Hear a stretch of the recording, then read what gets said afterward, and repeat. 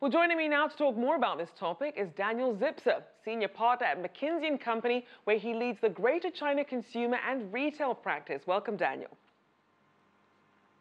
Good morning, Rachelle. So what stood out to you as the most interesting or surprising trends that you saw emerging among Chinese consumers?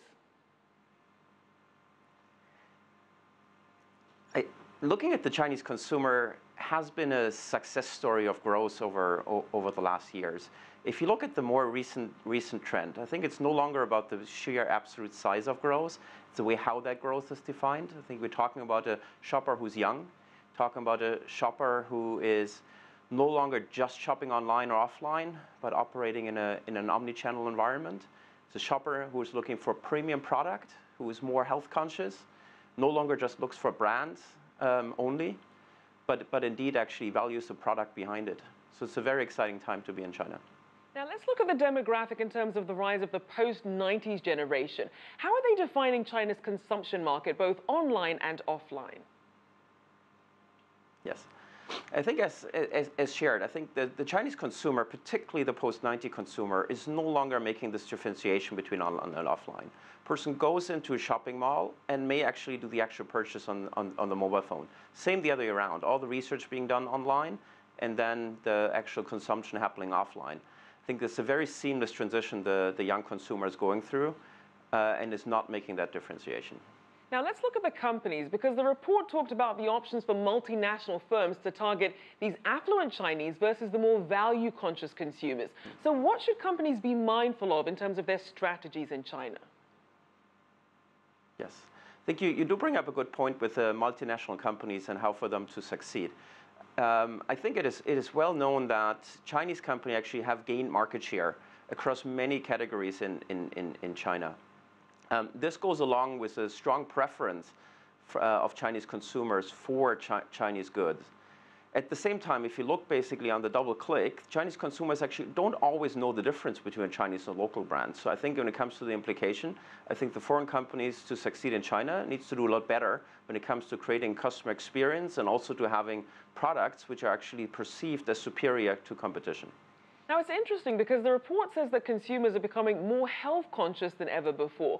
What's driving that, and what impact is that having on their spending habits? Yes, you're absolutely right. I think you talk about a consumer who is health conscious in China. I would say that's a global trend, but the Chinese interpretation of health conscious is fairly different. So the Chinese consumer talking about health still very often equate that with safe. Products which have high, basically food safety, for example, are perceived also to be healthy, which is a very different interpretation compared to what you would see in Europe or the United States. Now let's look at some of the differences in spending, because there's some data from shopping websites seeing this phenomenon of the genderification in China, meaning that the differences in the types of products that men and women are buying are slowly disappearing. For example, we're seeing men spending much more on skincare products and cosmetics than before, while women are buying more electronic gadgets like Xboxes and PSPs. What's behind that trend? Yes, I would say it's not a new trend. I think if you go back, China always had a very high contribution of GDP by females, 41% compared to, for example, 18% in India, significantly above the global average. And I think that also translates into consumption and behaviors. Some of the sports categories which you would see as traditional male categories, Chinese basically have always been very successful in Chinese females. And you're right, I think you're bringing up the example of male cosmetics. You see the same situation here. At the same time, sports cars, which many people may think actually is a male phenomenon. In China, we have a very high female share in owners and drivers of sports cars, just to name a few examples. And speaking of changes, talk about how the economic, societal, and demographic changes will continue to shape the future profiles of Chinese consumers. Yes. First of all, we're very confident about the future of Chinese consumption. If you look at the GDP level, China is expected to overtake the United States as the largest economy in the world.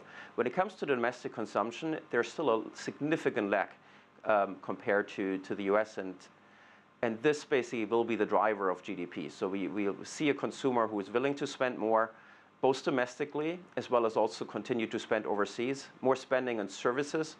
If you think about travel, entertainment, I think those are the areas which are really driving the double-digit growth in consumption in China today. And just quickly, in terms of consumer options, how prepared are domestic and foreign companies to respond to the needs and wants of tomorrow's Chinese consumers? Yes. I think one of the most critical things to be successful in China is to be agile and very flexible and decisive. The Chinese consumer, what we're talking about today, will be very different than in 6 months or 12 months from now. And in order to succeed, the company not only need to be able to spot what that trend is, which sometimes is impossible, but once the trends hit, to actually be able to react to it and have the right product, the right service at the right time. All right, thank you so much. Daniel Zipser, there, Senior Partner at McKinsey and Company.